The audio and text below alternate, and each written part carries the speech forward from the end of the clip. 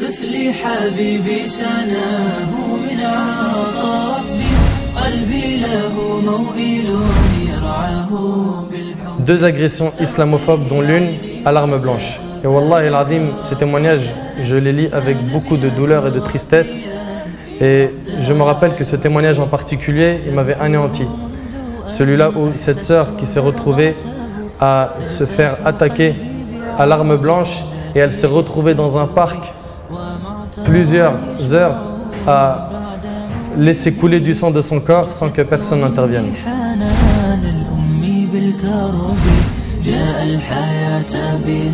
Voilà le statut d'une jeune fille qui est musulmane et qui a été accusée de quoi? Juste tout simplement de porter un petit bandeau de 5 cm, elle le portait juste de temps en temps, et un pantalon large et une jupe longue. D'accord? Son bandeau, on lui disait qu'il t'empêche d'écouter les cours. Et sa jupe longue, on lui disait, on l'interdit pour des raisons de sécurité, parce que tes collègues à l'école, ils vont se prendre les pieds dans l'escalier et ils peuvent mourir à cause de ça. D'accord? Et ce traitement-là, il nous fait rire, mais en vérité, il s'applique tous les jours dans bien des écoles.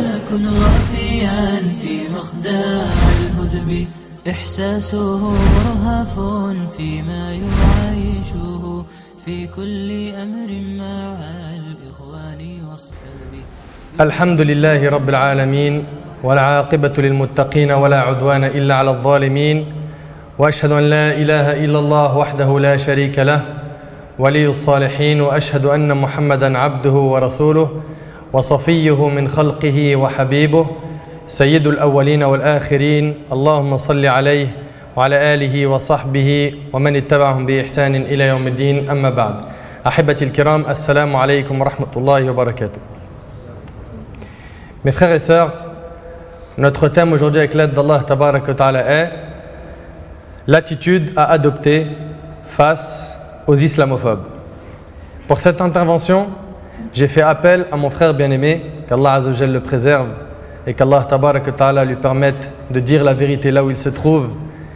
J'ai à mes côtés, grâce à Allah Tabarak wa Ta'ala, mon frère Marwan Mohammed, qui est le porte-parole du CCIF, le collectif contre l'islamophobie en France. Et nous allons, bi'idhnillah Azza wa Jalla, parler de ce fléau qui se répand à très grande vitesse, qui est l'islamophobie. Alors, plusieurs questions se posent parmi elles.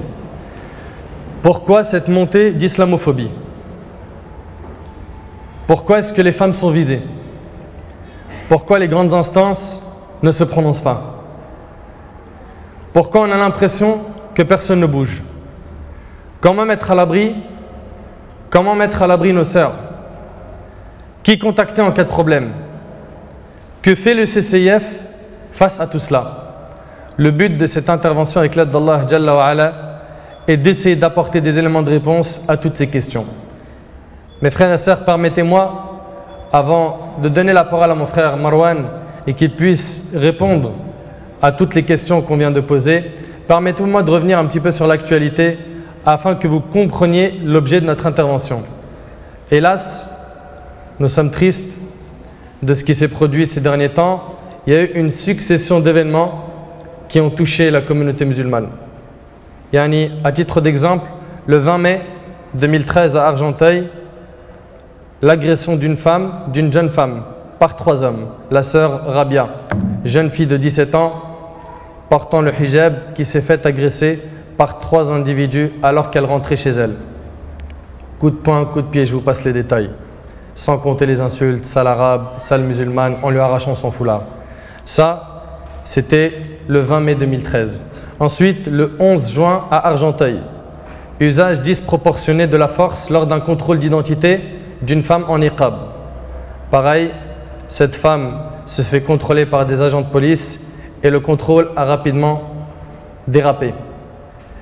Le jeudi 13 juin à Argenteuil, agression islamophobe d'une femme par plusieurs hommes. Agression islamophobe d'une femme par plusieurs hommes et elle a perdu son bébé. Et ça, bien sûr, jusqu'à maintenant, on en pleure des larmes. Rien que le fait d'y penser, de repenser à cette sœur, qu'Allah Azza wa Jal la préserve, qu'Allah Tabarak wa Ta'ala lui accorde patience, qu'Allah Jalla wa Ala la récompense pour cette dure épreuve qu'elle a subie. Cette femme qui était enceinte, elle a été attaquée en pleine rue Ils l'ont donc frappée, ils ont coupé de ses cheveux. Quand elle a dit qu'elle était enceinte, ça ne s'est pas arrêté, ça s'est empiré. Et après, cette victime qui était traumatisée et qui était à terre, lorsqu'elle a été emmenée aux urgences à l'hôpital, la police et les médias ont minimisé son affaire alors qu'elle avait perdu son bébé.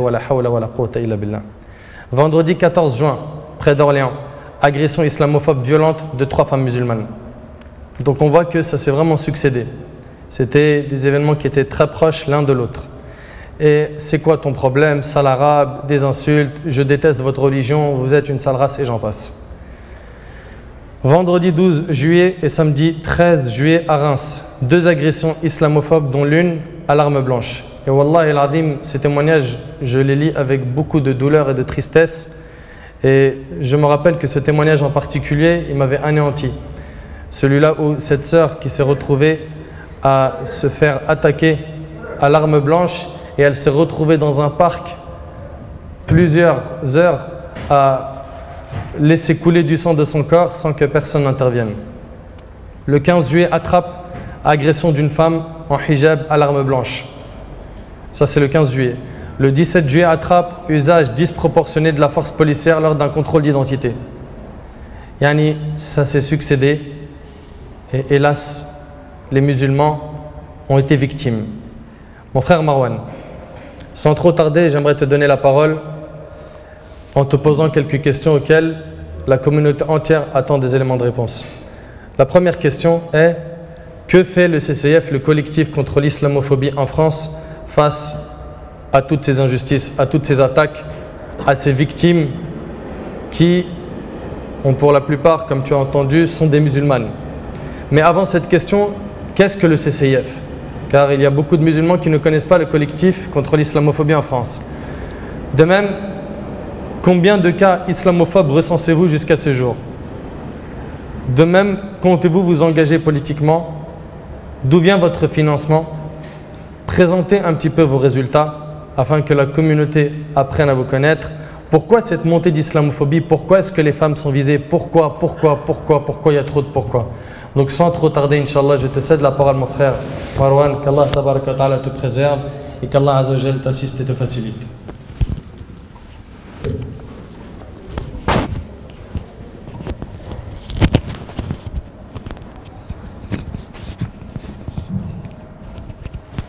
Bismillah ar-Rahman ar-Rahim, wa salatu wa salam ala Rasulillah, amma ba'd, assalamu alaikum wa rahmatullahi wa barakatuh.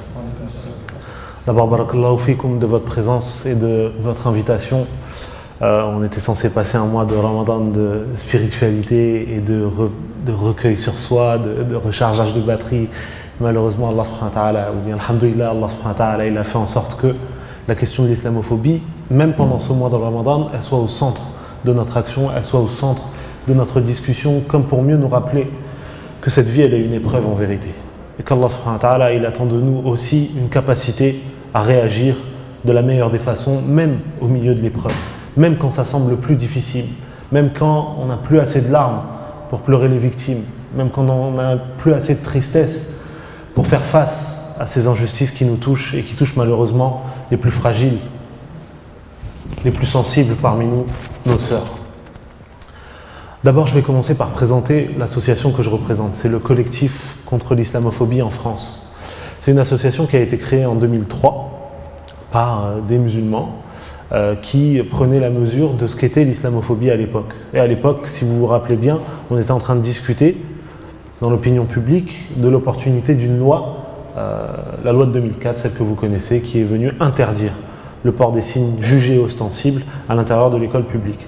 Et puis à l'époque, il y avait de plus en plus d'intellectuels, de figures publiques qui prenaient position, et certains d'entre eux qui étaient tellement à l'aise, qui revendiquaient à la télévision le fait d'être islamophobe. Ils disent: je suis islamophobe, ça ne me gêne pas de le déclarer. Et puis ils étaient tellement fiers, ils étaient tellement en sécurité qu'ils pouvaient le dire à la télé. Et ce qui était grave, c'était pas juste qu'ils le disent, c'était que les gens qui sont autour d'eux, en vérité, ne réagissent pas à ça. Personne qui tique sur le plateau qui dit: attendez, c'est quand même grave ce que vous dites. Et donc, il y a eu la nécessité de créer une association qui allait défendre les victimes de discrimination et de violences islamophobes. Et puis au fur et à mesure, le gros de l'activité, le cœur de l'activité du CCIF, c'était d'assister les victimes. Comment? Eh bien, d'abord en leur répondant, en les conseillant, on avait des coups de fil, des emails, où des sœurs en majorité nous disaient voilà, j'ai été discriminée à l'entrée de l'université, à l'entrée d'un restaurant, ou bien dans mon travail, ou bien j'ai été agressée, on m'a bousculé, on m'a fait ci ou ça. Et quand je suis allé au commissariat pour déposer plainte, eh bien le commissaire a refusé de prendre ma plainte en m'envoyant balader. Qu'est-ce que je fais? Et puis on voyait qu'elles n'avaient personne pour les défendre, mais alhamdoulilah, on a pu être présent à leur côté et puis les aider à faire valoir leurs droits au fur et à mesure.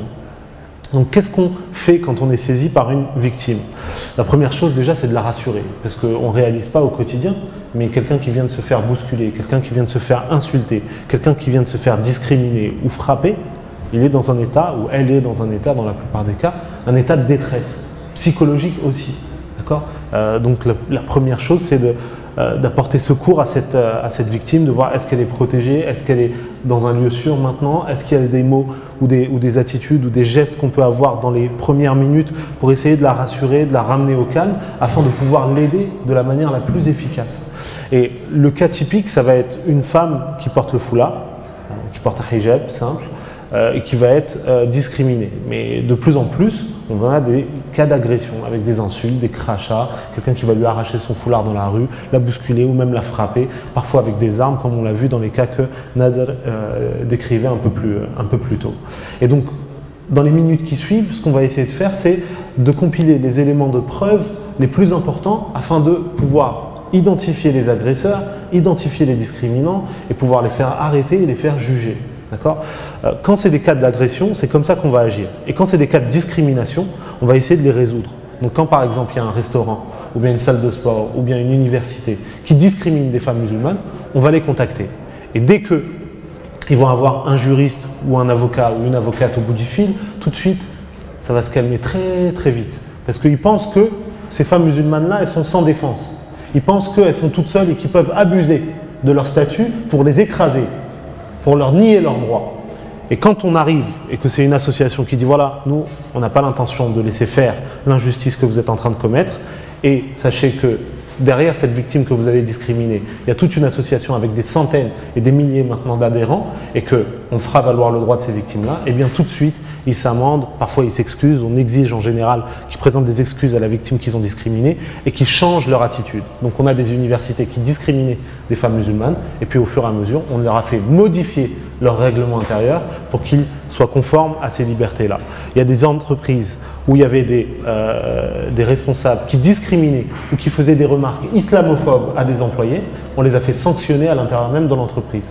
Il y a des hommes politiques et des femmes politiques qui tenaient des discours racistes et des discours islamophobes, eh bien pareil, on en fait sanctionner certains on les a fait exclure de leur parti, ou comme vous avez vu dans le cas de Marine Le Pen très récemment, on lui a fait perdre son immunité parlementaire en la traînant devant les tribunaux pour qu'elle soit jugée pour les paroles qu'elle a tenues et qu'on juge comme étant stigmatisantes vis-à-vis des musulmans.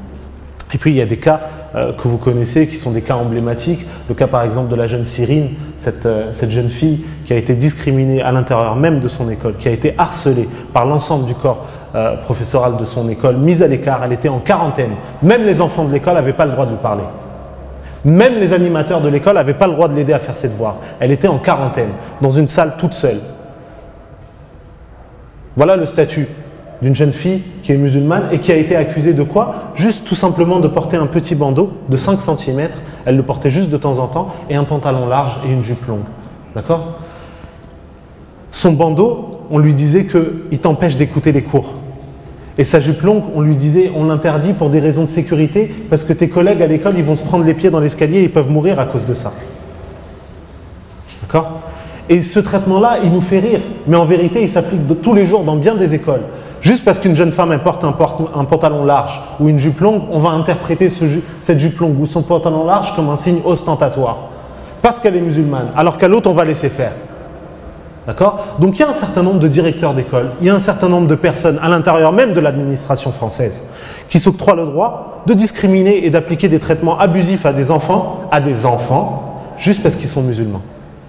Et ces gens-là, il est temps de leur rappeler la loi au nom de laquelle ils sont censés se comporter. Le corpus de valeurs au nom duquel ils prétendent éduquer nos enfants. D'accord? Et donc ces cas-là, vous en voyez de plus en plus. Il y a aussi eu le cas de Madame Afif dans le cas de la crèche Babylou, cette dame qui a été discriminée, renvoyée injustement, d'accord? tellement injustement que même des ministres s'insurgeaient contre elle, prenaient position dans les médias et pensaient qu'ils pouvaient, juste pour des raisons politiques, piétiner la dignité d'une femme. Eh bien, on leur a rappelé ce qu'était la loi au nom de laquelle ils étaient censés gouverner. Et on a fait en sorte de soutenir la victime jusqu'à ce qu'elle ait gain de cause. Et vous avez vu la manière dont les gens réagissent aux décisions de justice. Cette justice au nom de laquelle on espère discriminer des femmes musulmanes. Si la loi discrimine les femmes musulmanes, c'est une bonne loi. Mais si la loi vient rappeler qu'on ne peut pas discriminer une femme musulmane, alors à ce moment-là, il faut une nouvelle loi. Parce qu'en vérité, on ne sera jamais satisfait des musulmans tant qu'ils ont cette religion-là.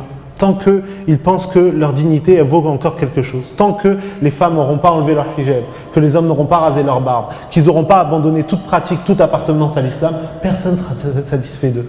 D'accord? Et on le voit, jamais le fait de renoncer ou de nier sa foi ne va être une solution.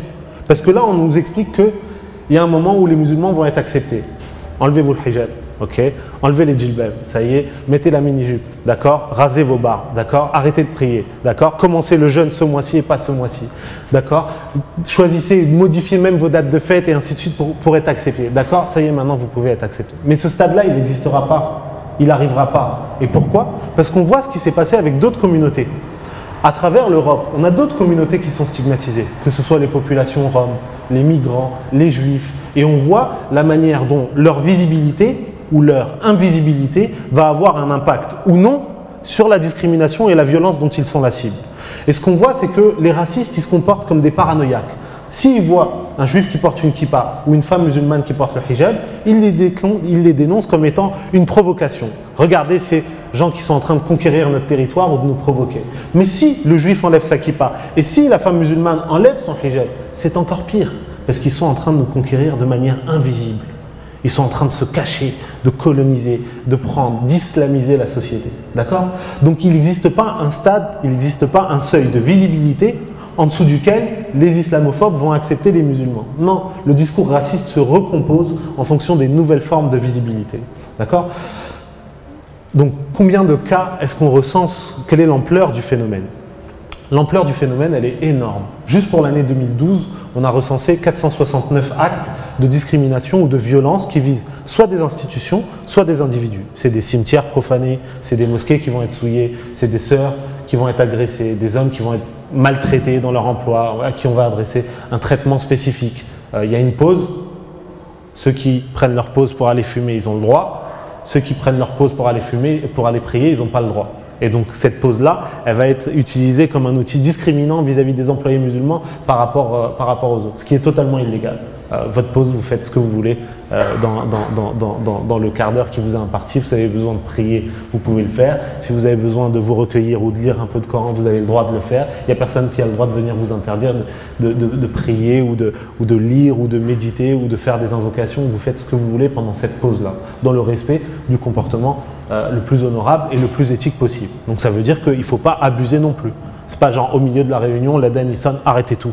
C'est l'heure de la prière, poussez-vous. Non, mais ces cas-là, même si on les revendique de la part des islamophobes, ils n'existent pas au sens statistique. On n'a pas d'entreprise qui nous saisissent et qui nous disent voilà, nos employés musulmans, ils abusent et ils ont des revendications, ils demandent des passe-droits, ils demandent des choses que les autres employés n'ont pas le droit. Non, ça n'existe pas au sens statistique du terme. Et donc l'idée de revendication communautaire qui nous est systématiquement opposée, elle est fausse au sens statistique. Et d'ailleurs, là, vous avez vu, il y a des extrémistes, des éradicateurs qui essaient de demander à ce qu'à l'université aussi le hijab soit interdit, ce qui est totalement illégal et qui n'arrivera pas parce que c'est anticonstitutionnel. Ils se prévalent d'une revendication communautaire. Et les universités leur répondent à ces extrémistes. Ils disent il n'y a pas de revendication communautaire. Et ça se passe très bien dans les universités. Il n'y a pas de souci, les femmes elles ont le droit de porter leur foulard si elles le souhaitent. Elles étudient comme tout le monde, elles ont des bonnes notes et elles réussissent dans ces cas-là, il n'y a pas de problème. Donc créez pas un problème là où nous on n'a pas de problème et où les musulmans et les non-musulmans ils coexistent de manière très sereine, de manière très apaisée. Donc ces cas-là, ces 469 actes, ils sont une goutte d'eau dans l'océan islamophobe. Parce que toutes les universités, toutes les associations, toutes les mosquées où je vais intervenir, quand je demande qui parmi vous a été victime ou témoin d'actes islamophobes, donc levez la main, ceux qui ont été victimes ou témoins d'actes islamophobes ou qui en ont eu dans leur entourage. Il n'y a pas eu d'actes islamophobes aujourd'hui? Donc quasiment tout le monde a été victime ou témoin d'un acte islamophobe, et pourtant, quasiment jamais il y a une plainte qui est déposée. Quasiment jamais on déclare l'acte, on reporte l'acte. Souvent, on a même intériorisé ce stigmate-là. On dit, voilà, Allah ghalib, c'est pas la peine de faire des vagues. On nous a insultés, on nous a craché à la figure. Bon, ça va passer, au bout d'un moment, on va s'y faire. Donc, ce chiffre-là, il sous-estime l'ampleur des actes islamophobes, aussi parce que toutes les victimes ne sont pas au courant que le CCIF est à leur disposition pour les conseiller, pour les accompagner juridiquement dans ce processus-là. Et puis, l'autre chose qui est notable, c'est que 94% des victimes d'agression sont des femmes. Elles représentent 85% de l'ensemble des cas, mais 94% dans les cas d'agression. Donc, plus c'est violent, plus on vise des femmes. Et pourquoi ce sont des femmes qui sont visées? Eh bien parce que, de manière générale, les agresseurs islamophobes sont des lâches. Et ils s'adressent aux plus fragiles d'entre nous. C'est rare qu'on a un islamophobe qui va aller voir une bande de jeunes musulmans et leur dire, voilà, vous n'avez rien à faire ici, ou retournez dans votre pays, ou ainsi de suite. On se demande pourquoi. Et puis aussi le fait que nos sœurs, puisqu'elles portent pour beaucoup d'entre elles un foulard, elles vont être visibles, identifiables immédiatement comme étant des femmes musulmanes, et elles vont être visées pour ça aussi. Et ce n'est pas juste des musulmanes qu'on vise, c'est aussi des femmes. Donc il y a une cumulation des marqueurs de discrimination, le fait d'être musulmane, le fait d'être pour la majorité arabe ou noire, le fait d'être des femmes, et donc ces stigmates de discrimination, ils s'ajoutent les uns aux autres et ils augmentent la probabilité des femmes d'être visées par des actes islamophobes. Est-ce qu'on compte, nous, s'engager politiquement? La réponse c'est non, absolument non. Qu'est-ce que ça veut dire, s'engager politiquement? Ça veut dire que, de manière générale, quand on regarde l'historique de la lutte antiraciste à travers l'Europe, on voit que beaucoup d'organisations, elles prétendaient aider des victimes de discrimination, des Arabes, des Noirs, des migrants, des réfugiés, d'accord? Et puis au fur et à mesure, elles se servaient de ça comme d'une cause politique, d'accord? Donc on a vu la manière dont SOS Racisme a été affilié au Parti Socialiste, et au bout du compte, ce qui était un sentiment légitime dans les années 80, cette marche des beurs, qui était aussi une marche contre l'islamophobie. À l'époque, les frères qui manifestaient dans ces mouvements-là, les frères qui se sont levés à Marseille après que quelqu'un ait été assassiné, ils revendiquaient aussi le droit d'avoir des mosquées. Ils revendiquaient le droit à la pratique religieuse, à une époque où c'était encore complètement tabou d'être des musulmans. Et très vite, on a vu la récupération dont ils ont été l'objet. On était des musulmans, on est devenus des beurs. On était indignés face à une injustice, eh ben, on nous a donné, on nous a offert, on nous a forcé des modalités d'indignation. On nous a expliqué qu'il fallait faire des concerts et chanter et danser et manger du couscous pour s'indigner de l'injustice dont les musulmans et les arabes de l'époque étaient la cible. Et au fur et à mesure, cette colère-là, elle a été piétinée. Cette dignité-là, elle a été piétinée. Elle a été instrumentalisée. Pourquoi? Pour des causes politiques. Pour servir de légitimation au Parti Socialiste comme étant le parti des opprimés, le parti des malheureux, des gens qui souffrent. Ce même Parti Socialiste qui aujourd'hui, par la voix du ministre de l'Intérieur, nous explique que la lutte contre le voile est un combat essentiel pour la République. Donc on retrouve sur le champ politique quasiment l'unanimité sur cette question-là. La droite qui va se positionner sur une thématique de nationalité, d'identité, de sécurité, de toute cette thématique de droite, voire d'extrême droite que vous connaissez tous. Et puis une certaine gauche aussi qui va se positionner sur une thématique de laïcité, de liberté des femmes, de liberté d'expression, et qui va prendre ces concepts-là qui ont une valeur perçue comme étant positive dans la société française, mais pour légitimer une idéologie d'exclusion des musulmans. Et donc les femmes musulmanes en particulier vont être l'espèce de ballot qu'on va renvoyer d'un côté ou de l'autre au milieu du ping-pong politique français. Donc le CCIF n'a pas l'intention de jouer ce jeu-là et va dénoncer les injustices qu'elle se trouve à gauche comme quand elle se trouve à droite, de la même manière. Et il existe de la même façon un certain nombre de personnes et d'élus qui dénoncent l'islamophobie, et pour ça il faut les saluer, il faut reconnaître les prises de position parfois très courageuses qu'ils ont eues. À l'intérieur même du Parti Socialiste, vous avez quelqu'un comme Christophe Caresche, que je ne soutiens pas nécessairement d'un point de vue politique, mais qui, au milieu de la déferlante islamophobe à laquelle on a eu droit après la décision de Bébilou, a fait une tribune contre son parti, a dénoncé les discours islamophobes à l'intérieur même de son parti. Donc nous, on ne se mêle pas du jeu politique, mais on dénonce les injustices et les discours islamophobes, et en même temps, on salue, on note, on remarque aussi des positions qui, à l'intérieur même des partis, sont parfois courageuses. Mais sachez aussi que l'islamophobie, elle est un fait politique. Donc dénoncer l'islamophobie, sans nécessairement être affilié à des partis politiques, c'est aussi une lutte politique. C'est le fait de dénoncer un jeu politique qui se sert des musulmans comme d'un bouc émissaire face à l'inaptitude de nos sociétés modernes à faire face à la souffrance des gens. Parce qu'en vérité, il n'y a pas que les musulmans qui souffrent aujourd'hui. Les gens, de manière générale, ils souffrent aujourd'hui. Quand ils perdent leur emploi, ou quand ils sont collés les uns aux autres dans leur métro, en étant de parfaits étrangers les uns pour les autres, ils sont dans une détresse aussi. Ils sont dans une détresse où cette société, en vérité, elle cherche à fabriquer le meilleur objet. Là où, pour ceux d'entre nous qui sont musulmans, notre croyance, notre éthique, essaie de fabriquer le meilleur être humain. Et donc les êtres humains, les gens qui vivent dans cette société, ils sont des dommages collatéraux d'un monde capitaliste, d'un monde politique, d'un monde agressif, militaire, géopolitisé, dont ils ne commandent pas grand-chose au bout du compte. Et ils sont ballottés d'un parti à l'autre. Donc sans être récupérés politiquement, sans s'engager politiquement au sens classique du terme, nous on voit que la lutte contre l'islamophobie, elle est aussi une réalité politique, dans le sens où nous, associations, nous musulmans, on dénonce une injustice qui est d'abord et avant tout un fait politique. D'où vient notre financement? Qui finance le CCIF? Et d'abord, combien coûte le CCIF? Qu'est-ce que c'est financièrement? Qu'est-ce que ça représente? Alors, l'ensemble du soutien qui est apporté aux victimes, il est absolument et totalement gratuit. Donc ces victimes, quand elles nous appellent, on leur fait rien payer, on les aide de jour comme de nuit, on essaie de faire tout ce qu'on peut pour les soutenir et leur apporter toute l'aide dont elles ont besoin. Par contre, nos salariés, on a 4 salariés, donc il y a 3 juristes, c'est des sœurs qui répondent à plein temps aux demandes des victimes, et puis une chargée de projet. Ces salariés-là, ils sont payés par les dons que vous faites. D'accord ? Donc c'est les adhésions au CCIF, 30 € l'année pour ceux qui sont adhérents. Ça permet de payer justement le salaire des employés du CCIF qui travaillent au service des victimes. Vous avez combien d'adhérents à peu près ?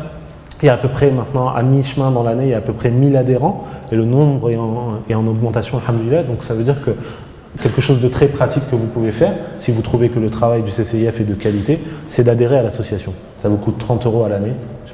Ça me semble pas grand-chose. Et pour les étudiants et ceux qui sont dans le besoin, vous pouvez avoir une adhésion moins chère. Et ça nous permet de garder notre indépendance.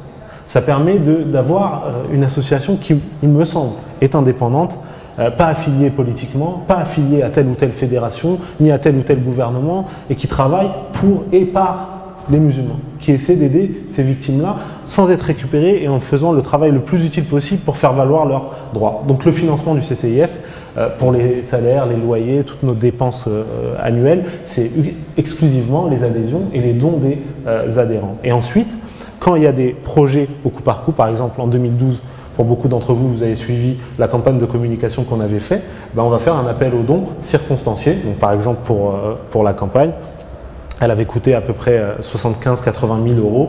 Il y a 35 000 € qui ont été un don d'une fondation qui s'appelle Open Society, puis le reste c'était des dons qu'on avait collectés lors du dîner de soutien du CCIF de l'année précédente. Cette année, même chose, on a un grand projet d'ampleur européenne pour collecter les données et aider les victimes au niveau européen. C'est un très très gros projet puisqu'il va se déployer dans 8 pays. Cette année, pendant le dîner de soutien, on a fait un appel aux dons là-dessus. Et puis la Commission européenne, alhamdoulilah, va octroyer une subvention pour permettre à ce projet d'exister et de déployer le travail que le CCIF fait en France dans d'autres pays européens, parce qu'il faut savoir que ce n'est pas juste les musulmans de France qui sont touchés.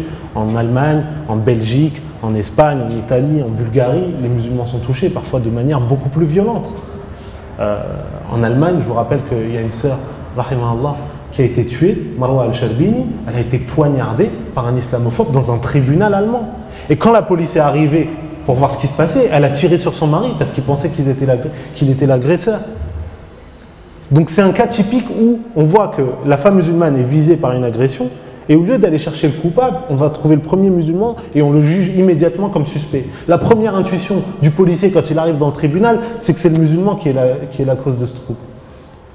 Donc, ce phénomène-là, il n'est pan-européen, et donc du coup, l'un des projets du CCIF cette année, Inch'Allah, avec d'autres organisations musulmanes européennes, c'est d'élargir le champ de la lutte pour pouvoir peser au niveau du Parlement européen afin d'outrepasser la position du gouvernement français sur ces questions-là, puisqu'ils sont dans une attitude le plus souvent de déni. Même sur le terme islamophobie, il faut pinailler. Comme s'il faut nous expliquer à nous ce dont on est victime et le sentiment qui nous guide. Même pour choisir les mots, il faut nous expliquer comment faire. D'accord? Donc il faut rejeter cette attitude infantilisante, une fois de plus vis-à-vis des musulmans qui vivent en France, et dire en fait on n'a pas besoin de votre soutien pour dénoncer les injustices, et que vous soyez d'accord ou non, nous obtiendrons notre droit, nous obtiendrons le respect de notre liberté, nous obtiendrons le respect de notre pratique et de ce qui fait notre foi et notre dignité. D'accord? Donc voilà pour ce qui est des financements. Et bien sûr, si l'un ou l'une parmi vous a envie de soutenir le CCIF, le réflexe le plus simple, c'est www.islamophobie.net et d'adhérer ou bien de faire un don ou bien de devenir bénévole au sein du CCIF. Je rappelle que nous, on a 4 salariés, mais le reste d'entre nous sont des bénévoles. Donc, alhamdoulilah, que ce soit le président ou le webmaster ou les frères et sœurs qui interagissent, moi le premier, on essaie de donner de notre temps comme on peut, et c'est pas notre métier à la base. On a appris tout ça juste pour les besoins de soutenir le CCIF. Donc quelle que soit votre compétence, ne croyez pas que vous servez à rien. Au contraire, chacun et chacune d'entre nous, à son échelle, il peut faire un travail majeur pour cette cause-là. Donc les résultats, comment ça se chiffre, comment ça se passe? Alors depuis 2003, nous on a compté un petit peu le travail qui avait été fait. Il y a plus de 2000 victimes qu'on a aidées depuis le temps. 2000 victimes qu'on a pu assister, grâce auxquelles on a pu intervenir pour faire valoir leurs droits. Et alhamdoulilah, on gagne quasiment l'intégralité des démarches qu'on entame. En général, il n'y a même pas besoin d'aller jusqu'au projet. Le simple fait d'appeler le restaurant, le simple fait d'appeler l'entreprise, le simple fait d'appeler l'université pour dire ce que vous faites, ou l'école primaire, ou qui abuse et ainsi de suite de leur position, en général, dans les 5 minutes, c'est réglé. Ou bien il faut entamer une démarche, nous on va envoyer un recommandé avec accusé de réception, avec une lettre qui va être très substantiée où on exige la modification du règlement intérieur abusif ou bien des excuses pour la victime et ainsi de suite, et on va obtenir gain de cause très rapidement, alhamdoulilah. Mais on peut faire ce travail si et seulement si on travaille dans la clarté avec la victime. C'est-à-dire que la victime nous contacte en premier lieu, et puis elle va avoir l'ensemble des éléments du dossier, et puis nous, des fois, on va dire non. Par exemple, je sais pas, quelqu'un qui nous appelle et nous dit voilà, ma femme a divorcé, c'est parce qu'elle est islamophobe. On peut pas plaider, on peut pas vérifier la teneur des faits, surtout qu'elle est musulmane aussi. Et puis c'est pas parce que tu as envie de causer du tort à ta femme que tu vas nous contacter. Ou bien dans une entreprise, un frère nous contacte et nous dit voilà, mon patron est islamophobe, d'accord, parce qu'il ne m'a pas donné une augmentation. Je suis désolé, s'il s'avère que tu n'as pas fait ton travail correctement ou que l'entreprise n'a pas les moyens de te donner une augmentation, ce n'est pas un acte islamophobe. D'accord ? Et puis il y a des choses qui vont être de l'ordre du racisme et qui vont être effectivement injustes, mais qui ne vont pas avoir une qualification islamophobe. C'est anti-arabe ou anti-immigré, mais il n'y a pas une charge anti-religieuse explicite. Dans ces cas-là, on va essayer d'aider la victime. Mais nous, on ne va pas le compter dans les statistiques comme étant islamophobe. Parce qu'il faut être très rigoureux. Nous, on n'est pas des gens injustes.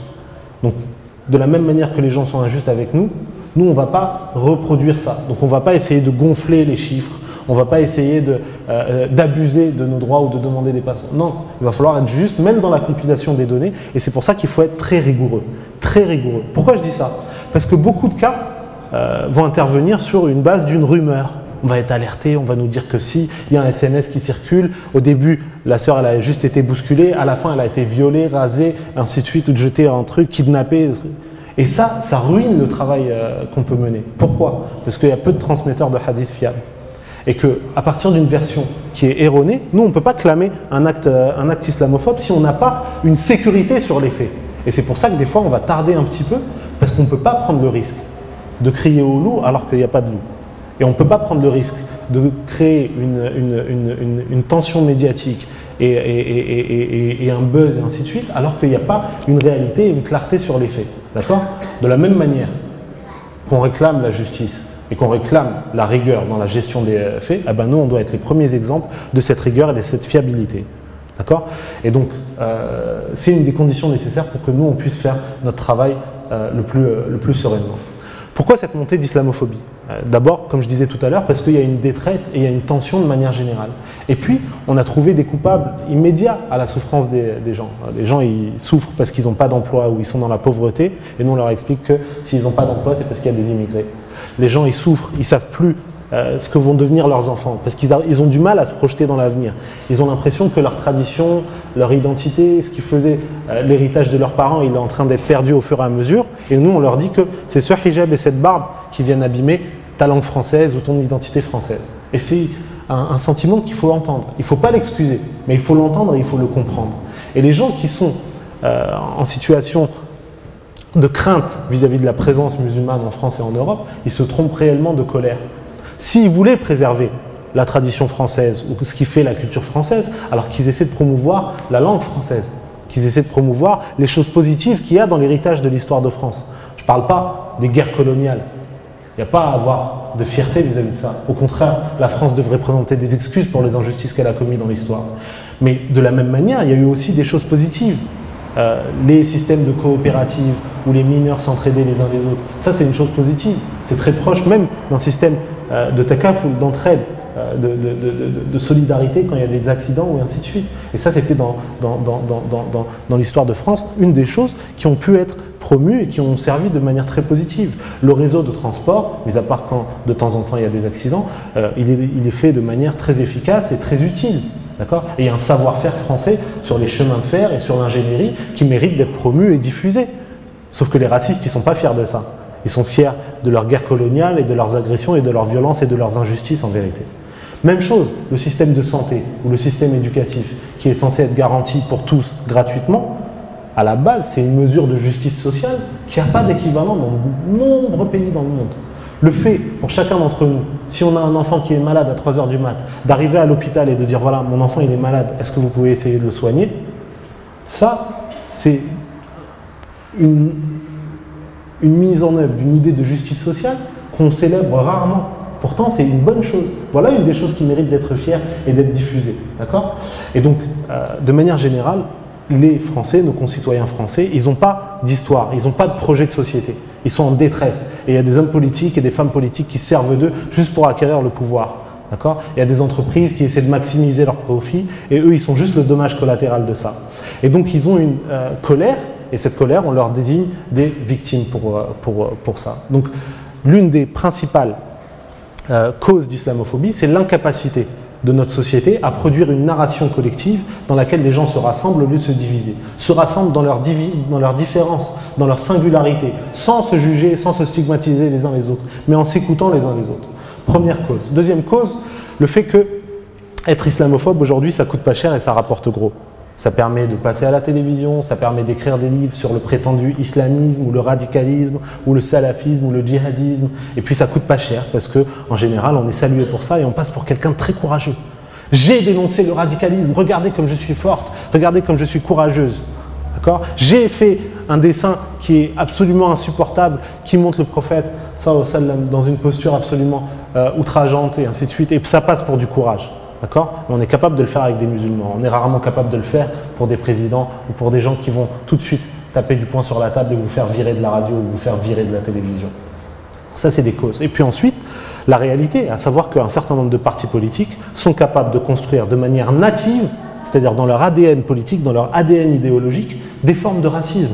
L'idée de voir les musulmans comme étant une population inférieure, ou l'idée de voir les musulmans comme des populations qui ont besoin d'être aidées. On va vous aider parce que vous êtes des malheureux, vous êtes opprimés, vous êtes soumis, et ainsi de suite. Ça, c'est de manière native que c'est construit. Donc, comment maintenant sortir de cette situation-là? Et je vais essayer de conclure le plus rapidement possible là-dessus, Inch'Allah. Il y a deux attitudes qui sont à bannir, des attitudes extrêmes. La première, c'est de céder aux provocations, d'accord, et de réagir à la violence par la violence. C'est-à-dire qu'on nous traite comme des animaux, et puis nous, en retour, en vérité, on va se comporter de manière très primaire. On nous dit « soyez furieux », et ben nous, on est furieux et on arrive. Il faut sortir dans la rue, il faut faire du désordre, Cette attitude-là, elle est à bannir. Elle est à bannir tout simplement parce que ça n'a jamais été notre tradition. Même du temps, à travers l'histoire musulmane, où il y a eu des injustices encore plus grandes encore, avec des meurtres, avec des massacres, avec des oppressions très lourdes, La réponse a toujours été proportionnée, même quand il y avait l'utilisation de moyens actifs, de moyens d'action. D'accord ? Donc nous, on n'est pas dans cet extrême-là qui réagit à une petite provocation de manière outrancière en cédant à la stimulation, qui est en vérité ce qui est attendu de nous, à savoir d'être des musulmans furieux. La deuxième attitude à strictement refuser, c'est celle de la soumission. C'est celle de dire, en vérité, les musulmans l'ont bien cherché. Et ces femmes-là, elles n'ont qu'à enlever leur foulard pour être acceptées, et ces hommes-là, ils n'ont qu'à raser leur barbe, et ainsi de suite. D'accord ? Et ça ne sert à rien de déposer plainte, puisque de toute façon, on est des victimes pour toujours et on doit accepter ça, et ainsi de suite. Et il ne faut pas faire de vagues, et à un moment donné, ça passera. Et donc de voir ce genre de discours à l'intérieur même de la communauté musulmane, qui va reprendre en vérité les stigmates islamophobes et les intégrer, c'est à rejeter. Et nous, notre attitude, elle est celle du juste milieu. Ni l'une, ni l'autre. Ce n'est pas une attitude moyenne. C'est dans le sens où je fais un mélange et puis j'essaie de trouver un consensus. Non, c'est une attitude médiane, qui dit une chose très simple. Il y a de la colère? Oui, il y a de la colère. Est-ce qu'elle est juste cette colère? Oui, elle est juste et elle est légitime. Parce qu'il y a de l'injustice en face. Mais en même temps, cette colère, elle ne sera jamais aussi efficace que si elle est contrôlée et appliquée dans des choses qui vont avoir un impact décisif et un impact utile. La présence des musulmans, elle est digne et déterminée. Digne, parce que quoi que ce soit que disent les islamophobes, elle ne diminue rien de notre humanité. Elle ne diminue rien de notre honneur. Et quand une femme musulmane porte un hijab et qu'elle le fait de manière accomplie, elle doit être fière de le faire. D'accord ? Et quoi qu'en disent les islamophobes, ça ne gâche rien de son honneur et de sa dignité et de son épanouissement. Et la pire chose qui puisse arriver, ce serait d'intérioriser ce discours et de se dire à quoi bon faire des études si je sais à l'avance que je vais être discriminé? À quoi bon essayer de faire quelque chose d'utile dans la société où je vis si je sais à l'avance qu'on va me détester en tant qu'homme ou femme musulmane? Et donc il faut refuser ce discours-là et garder notre dignité, garder notre tête relevée en sachant que si on ne le fait pas pour nous, on le fait pour nos enfants. Parce que quel que soit le problème auquel on est incapable de faire face, ce sera à nos enfants d'y faire face. Et chacun d'entre nous, dans son miroir, il doit être conscient de ça. Si on est incapable de mettre un point final à l'islamophobie qu'on est en train de traverser, ce sera nos enfants qui devront le faire à notre place. D'accord ? Donc c'est ça notre attitude, de faire valoir nos droits, de savoir quand on se mobilise et comment on se mobilise de la manière la plus ciblée et la plus efficace possible, sans faire de désordre, sans soumission. C'est ça notre attitude. Et je prends quelques exemples très simples. L'année dernière, par exemple, quand il y a une mairie, la mairie de Gennevilliers, qui discriminait des animateurs parce qu'ils jeûnaient pendant le mois de Ramadan, on a demandé aux gens d'appeler la mairie et de leur expliquer que c'était injuste, illégal et qu'eux se sentaient lésés en tant que musulmans dans cette attitude. Il a fallu 7 heures à la mairie pour changer d'opinion, s'excuser et intégrer dans leur règlement intérieur qu'on ne discrimine pas des employés pour cette cause-là. D'accord ? Et ils ont accepté et garanti que l'ensemble des animateurs pouvaient jeûner comme ils le souhaitaient, à condition de se sentir en bonne santé pour pouvoir encadrer les enfants, ce qui me semble être une posture équilibrée. Si tu penses que tu es en état de jeûner, tu jeûnes et tu as le droit de le faire, mais on te fait confiance pour t'occuper de tous les enfants dont tu as la charge. Et voilà une mobilisation qui a nécessité 300 personnes, un impact immédiat. Celle de Bondy aussi, j'aimerais que tu...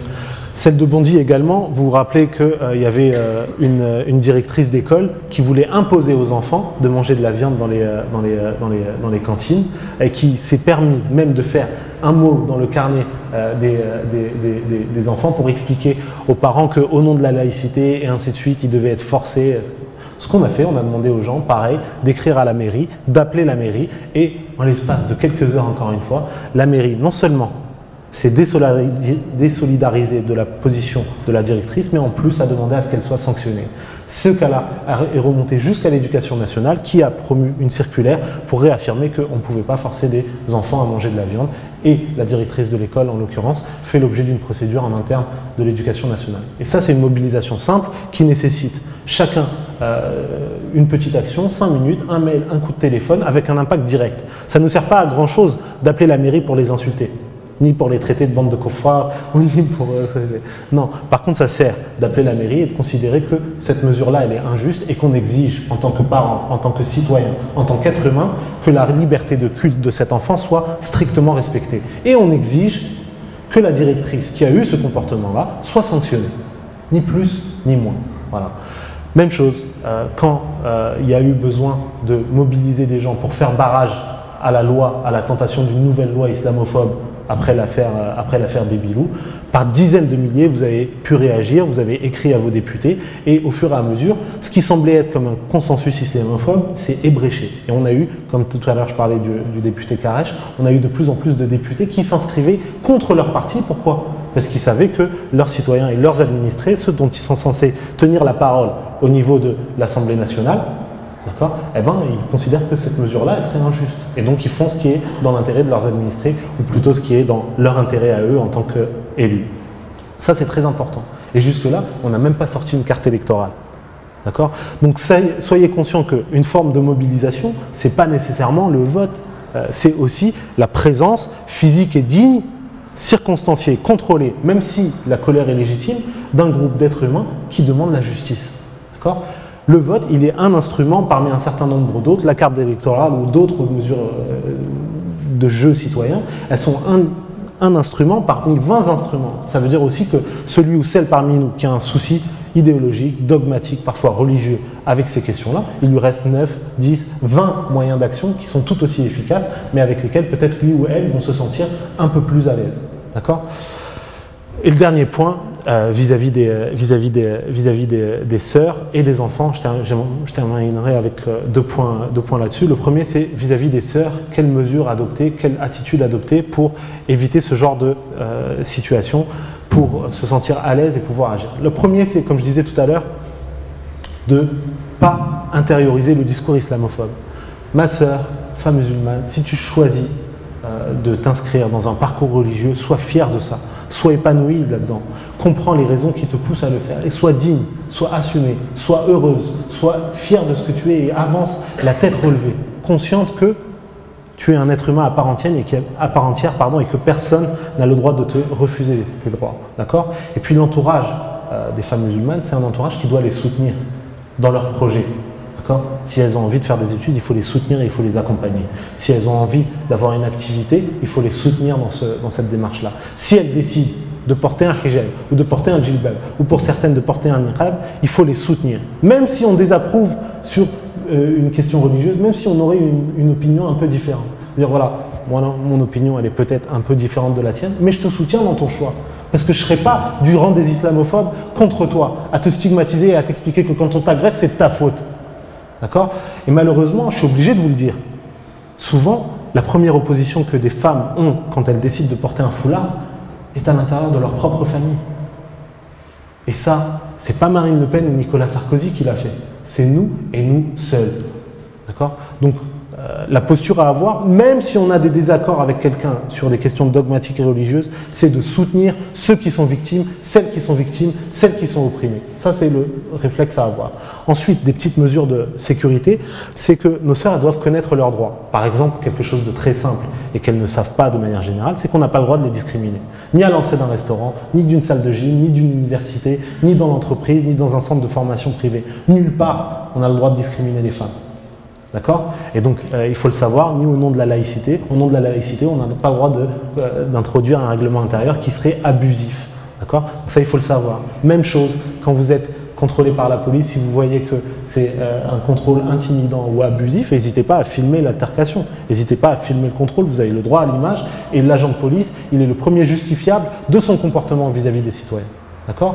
Autre chose, par vague d'islamophobie, essayez d'organiser les sorties, essayez d'organiser les événements d'une manière où, d'un point de vue sécurité, les choses sont cadrées.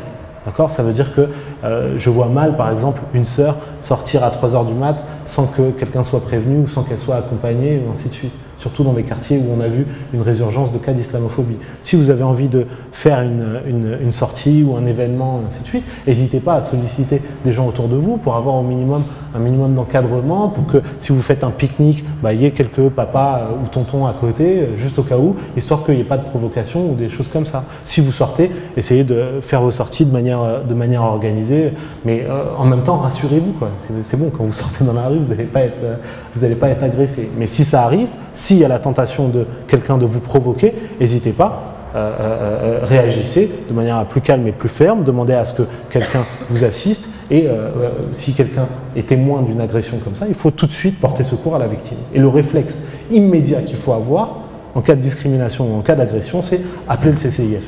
D'accord, donc www.islamophobie.net. Au moment du montage, Inch'Allah, il faudra rajouter le numéro de téléphone, comme ça les victimes peuvent le noter dans votre répertoire. Tout le monde doit avoir dans son répertoire direct le numéro du CCIF. Si tata ou maman ou ma soeur ou ma cousine ou mon ami a été victime d'un acte de discrimination, que ça devienne un réflexe, au moins de prendre conseil.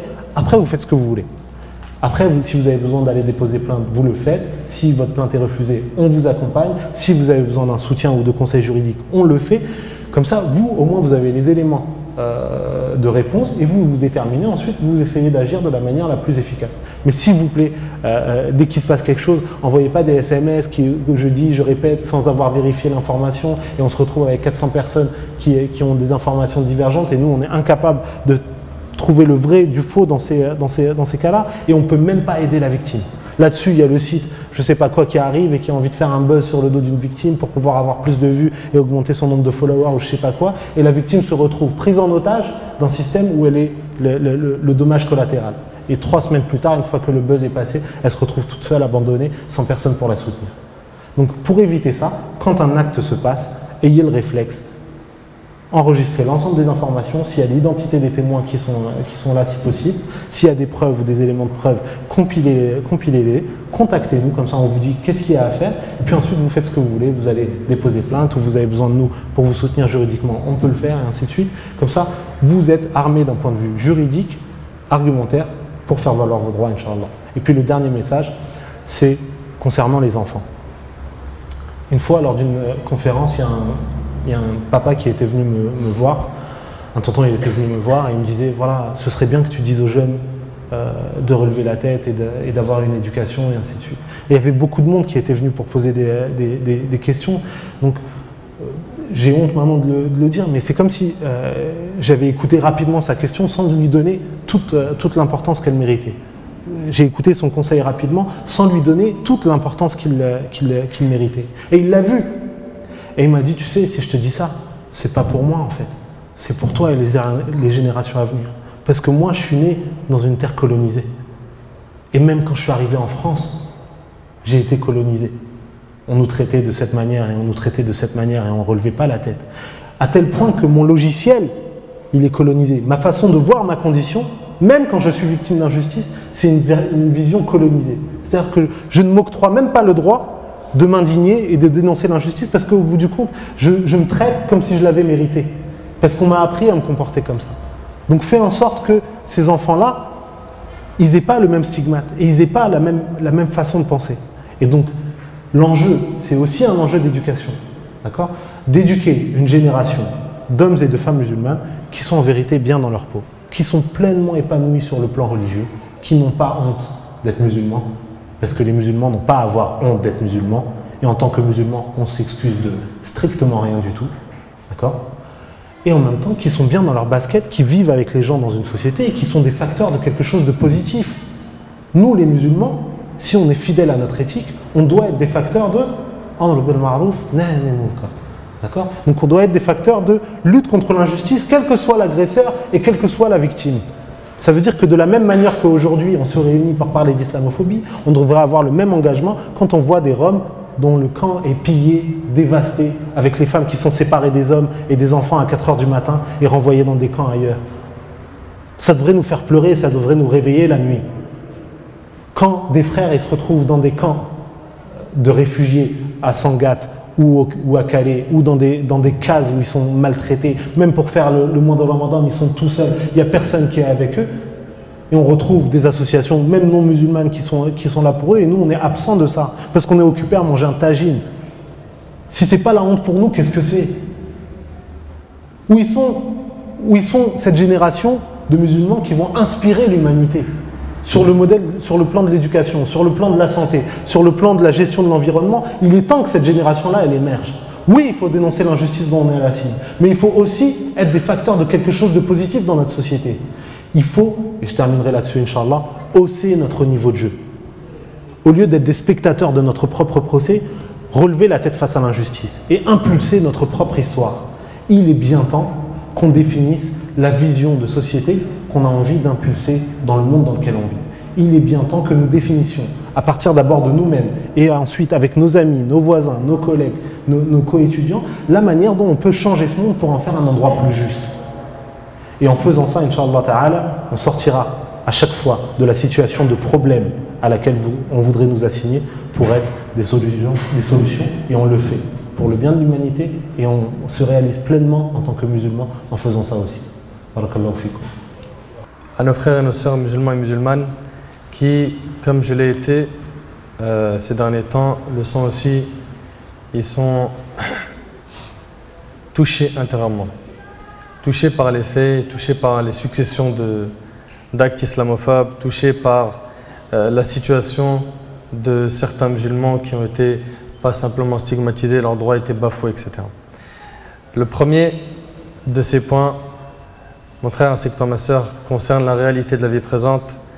C'est que tu dois comprendre, mon frère ainsi que toi ma sœur, que l'épreuve, al-ibtila, fait partie intégrante de l'existence terrestre. Allah Jalla wa Ala a dit dans Sourate Al-Baqarah, Sourate 2, versets 155 et 156, وَلَنَبْلُوَنَّكُمْ بِشَيْءٍ مِنَ الْخَوْفِ وَالْجُوعِ وَنَقْصٍ مِنَ الْأَمْوَالِ وَالْأَنفُسِ وَالثَّمَرَاتِ وَبَشِّرِ الصَّابِرِينَ الَّذِينَ إِذَا أَصَابَتْهُمْ مُصِيبَةٌ قَالُوا إِنَّ لِلَّهِ وَإِنَّا إِلَيْهِ راجعون. Allah Azza wa Jalla dit très certainement nous vous éprouverons. Donc Allah Tabaraka Ta'ala il va nous éprouver. Nous vous éprouverons par un peu de peur. Par un peu de peur, de faim et de diminution de biens, de personnes et de fruits. Et fais la bonne annonce aux endurants qui disent quand un malheur les atteint, Inna lillah wa inna ilayhi raji'un, certes nous appartenons à Allah et c'est à lui que nous retournons. Et d'après Sa'ad radiyallahu ta'ala anhu, et le hadith il est rapporté par l'imam al-Tirmidhi et d'autres, il dit qu'il a demandé au prophète alayhi salatu wassalam quels sont les gens les plus éprouvés. Car il y en a certains qui ne comprennent pas en fait que l'épreuve touche le croyant. Il se dit mais j'adore Allah, je prie, je jeûne, je fais du mal à personne, la sœur dit je porte mon hijab, je suis souriante, j'aide mes parents, etc. Mais je suis éprouvé. Pourquoi? Le prophète alayhi salatu wassalam, quand il a été questionné quels sont les gens les plus éprouvés, il alayhi salatu wassalam a dit Ashaddun nasi bala al-anbiya. Les gens les plus éprouvés sont les prophètes. Pourtant, subhanallah, les prophètes c'est les plus aimés d'Allah. Ils ont été éprouvés.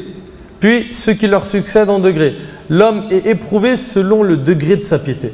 Plus tu vas faire augmenter l'iman, l'adoration, la pratique religieuse, at-taqwa, plus l'épreuve, elle va augmenter. Il sera éprouvé donc selon le degré de sa foi. Le croyant ne cesse d'être éprouvé jusqu'à ce qu'il marche sur terre lavé de toute faute. Et dans l'histoire des musulmans, il y a eu des épreuves qui étaient terribles. Les Tatars ont voulu renverser le califat à Bagdad et ils ont égorgé et tué les musulmans pendant 40 jours. Et ils ont empêché la prière en groupe à la mosquée. Les croisés ont envahi la mosquée d'Al-Quds et aussi ils ont empêché qu'on y prie pendant 91 ans.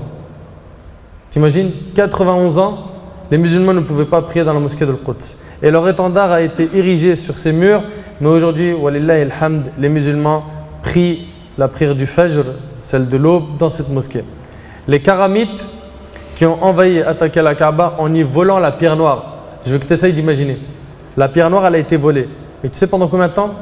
21 ans. 21 ans, les musulmans, ils avaient une Kaaba sans pierre noire. C'est pas une grande épreuve ça? 21 ans. Mais tout ça pourquoi? Pour te dire que le Nasr, le secours et le soutien d'Allah, il vient. Il vient. C'est une période où il faut patienter, puis après Allah Azza wa Jal, il amène la délivrance. Jusqu'à ce que même le chef des Karamites disait où sont donc ces oiseaux parvolés? Ils sont où? Tuyur al-Ababil. Ils sont où?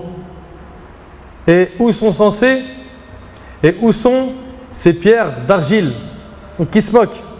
Puis, après 21 ans, la pierre noire a été reprise par les musulmans et elle est à sa place aujourd'hui. Walillahi alhamd. Mes frères et sœurs, nous sommes dans un pays où nous sommes une minorité religieuse. Et c'est une réalité. On n'est pas en position de force. Par contre, je tiens à corriger une mauvaise compréhension de certains frères qui voient que nous vivons exactement la période mécoise, alors que ce n'est pas le cas. À ma connaissance, nous n'avons pas de gens qui se font torturer comme Bilal radiyallahu anhu, comme Ammar, comme Khabbab, comme Sumayya pour la simple prononciation de la ilaha illallah et l'affiliation à l'islam. Et rappelez-vous ce qu'Abu Bakr radiyallahu ta'ala anhu a dit lorsque Uqba ibn Abi Mu'ayt avait étranglé le prophète alayhi salatu wassalam, Abu Bakr radiallahu anhu prit la parole et dit « Allez-vous tuer un homme pour le simple fait qu'il dise « Mon Seigneur est Allah ». Donc en fait, c'était juste le fait de dire « Mon Seigneur c'est Allah », ça suffisait pour la torture. Ce n'est pas notre cas en France. Ce n'est pas notre cas en France. Alhamdulillah, en ce qui nous concerne en France, on est encore loin de cette situation et qu'Allah tabaraka ta'ala repousse les épreuves et nous écarte de ces situations catastrophiques. Nous avons le droit dans ce pays d'être musulmans. Et j'aimerais aussi vous dire, ne désespérez jamais, ne soyez jamais désemparés, ne soyez jamais vaincus. Jamais. Ne sois jamais vaincu. Akhil Habib, cette religion, elle est secourue par Allah Jalla wa ala. Et l'imam Ibn Kathir, rahmallah, il avait dit que celui qui s'en prend à l'islam, il est semblable à celui qui essaye de souffler sur le soleil pour l'éteindre. Il ne l'éteindra jamais. Donc chacun d'entre nous doit porter secours à ses frères et à ses sœurs en disant la vérité avec sagesse et où qu'ils se trouvent. Et soyez-en sûrs que même si on voit le faux et le mal grandir et se répandre, sachez qu'il est certes voué à l'anéantissement. Il disparaîtra tôt ou tard. Allah tabaraka ta'ala dit dans Sourate Al-Isra, Sourate 17, verset 81, وَقُلْ جَاءَ الْحَقِّ وَزَهَقَ الْبَاطِلِ إِنَّ الْبَاطِلَ كَانَ زَهُوقًا. Et dit la vérité, donc l'islam est venu et l'erreur a disparu, car l'erreur est destinée à disparaître. Et Allah Jalla wa ala a dit dans Sourate As-Saffat, Sourate 37, versets 171 et 172, وَلَقَدْ سَبَقَتْ كَلِمَتُنَا لِعِبَادِنَا الْمُرْسَلِينَ إِنَّهُمْ لَهُمُ الْمَنْصُورُونَ. En effet, notre parole a déjà été donnée à nos serviteurs, les messagers, que ce sont eux qui seront secourus. Et Allah Jalla wa ala a dit dans Sourate As-Saff, Sourate 61, verset 8, يُرِيدُونَ لِيُطْفِئُوا نُورَ اللَّهِ بِأَفْوَاهِهِمْ وَاللَّهُ مُتِمُّ نُورِهِ وَلَوْ كَرِهَ الْكَافِرُونَ. Ils veulent éteindre de leur bouche la lumière d'Allah. Certains ils pensent qu'ils vont réussir à éteindre l'islam. Donc en ayant des mauvais comportements, on va mettre fin à cette religion. Ils veulent éteindre de leur bouche la lumière d'Allah alors qu'Allah parachèvera sa lumière en dépit de l'aversion des mécréants. Le second point, mes frères ainsi que vous mes sœurs, c'est qu'il faut prendre conscience qu'on est faible et qu'on se doit de demander au Tout-Puissant.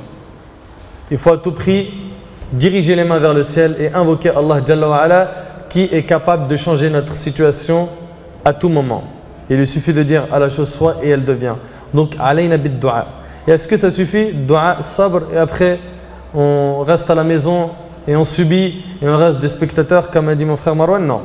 Le troisième point concerne le devoir que nous avons d'agir pour défendre l'honneur du musulman. Car l'honneur du musulman est très sacré. Rappelez-vous Hajjat al-Wada', le pèlerinage d'adieu, quand le prophète alayhi salatu wassalam a dit votre honneur, vos biens, vos sangs sont sacrés comme les ce jour-ci, qui était le jour de Arafat, ce mois-ci, le mois de Dhul Hijjah, et comme ce pays, qui est la ville de la Mecque. Yani le croyant, son honneur, c'est pas n'importe quoi. Et nous, en tant que musulmans, à partir du moment où il y en a un parmi nous qui souffre, qui dit aïe, je ressens la douleur dans mon corps. Pourquoi? Parce qu'on forme un seul et unique corps. Allah Jalla wa ala dit dans Sourate At-Tawbah, Sourate 9, verset 71, وَالْمُؤْمِنُونَ وَالْمُؤْمِنَاتِ بَعْضُهُمْ أَوْلِيَاءُ بَعْضٍ. Les croyants et les croyantes sont alliés les uns les autres. Et selon Nu'man ibn Bashir, le prophète alayhi salatu wassalam a dit l'image des croyants dans les liens d'amour, de miséricorde et de compassion qui les unissent les uns aux autres est celle du corps. Donc notre image, c'est un seul corps. Dès que l'un de ses membres se plaint de quelque mal, tout le reste du corps accourt à son secours par la veille et la fièvre, rapporté par l'imam al-Bukhari Muslim. C'est-à-dire qu'à partir du moment où un musulman, peu importe son origine et peu importe l'endroit où il se trouve dans le monde, il souffre, je souffre. Il est en Birmanie, il est en Chine, il est n'importe où, il dit aïe, je dis aïe. D'accord? Je ne peux pas dormir en étant serein tant que mon frère souffre. Ça, c'est quelque chose qu'on doit avoir dans notre cœur. Parce que là, on a des musulmans qui ne se soucient pas de l'affaire des musulmans. Ils disent, tant pis pour eux. C'est bien fait pour eux. Ils l'ont cherché. Ça, c'est triste. C'est triste et ça ne doit pas être notre comportement. Un jour, Abdullah ibn Umar a regardé la Kaaba et a dit, qu'est-ce que tu es sacré auprès d'Allah? Mais l'honneur du croyant est plus sacré que toi auprès d'Allah. T'imagines? Détruire la Kaaba, ça a moins d'importance que de toucher à l'honneur d'un croyant. Et ça, c'est rapporté par l'imam Tirmidhi, authentifié par Sheikh al-Albani. Et nos ancêtres, as-Salaf, rahimahumullah, ils prenaient directement la défense de l'honneur de leur frère, qu'il soit présent ou absent. Déjà, parlons de l'absent. Absent, c'est-à-dire qu'il n'est pas présent, il le défend. Qu'en est-il s'il est s'il est présent. Qais ibn Abi Hizam rapporte qu'il était à Médine, dans un endroit appelé Ahjar al-Zayt. Ahjar al-Zayt. Dans cet endroit, il y avait un cavalier sur sa monture et les gens étaient réunis autour de lui, puis ce cavalier était en train d'insulter Ali ibn Abi Talib radiyallahu anhu. Vous imaginez Ali, le quatrième calife de l'islam, celui qui a épousé la fille du prophète alayhi salatu wasalam, Fatima radiyallahu anha. Pendant que ce dernier était en train d'insulter Ali ibn Abi Talib, Sa'd ibn Abi Waqqas radiyallahu anhu arriva et dit: pourquoi insultes-tu Ali? N'a-t-il pas été le premier enfant à embrasser l'islam? Regarde la défense de l'honneur du croyant. Ça manque aujourd'hui. Aujourd'hui, quand une affaire elle est médiatisée d'une musulmane, par exemple parce qu'elle a le niqab, elle a le niqab, c'est bien fait pour elle. Subhanallah, au lieu de défendre son honneur, non, ce n'est pas le premier réflexe. N'a-t-il pas été le premier enfant à embrasser l'islam? N'a-t-il pas été le premier à prier avec le prophète alayhi salatu wassalam? N'a-t-il pas été le plus savant des gens? N'a-t-il pas été le plus ascète des gens? Et Sa'd radiyallahu anhu continue ainsi à citer les mérites d'Ali ibn Abi Talib jusqu'à dire: n'a-t-il pas épousé la fille du prophète alayhi salatu wassalam? N'a-t-il pas eu le droit à l'étendard des musulmans dans les batailles? Puis Sa'd se dirigea vers la Qibla, la direction de la Mecque. Il leva les mains en disant: oh Allah, cet homme insulte un parmi tes alliés. Fais que cette assemblée ne soit pas séparée tant que tu ne nous aies pas montré ce dont tu es capable. Qais ibn Hizam dit: par Allah, les gens ne se sont pas séparés avant que sa monture, la monture de l'homme qui insulte Ali, radiyallahu anhu, avant que sa monture ne se mette en colère contre lui et finisse par le jeter sur un rocher qui brisa son crâne, suite à quoi il mourut. Rapporté par le Hakim.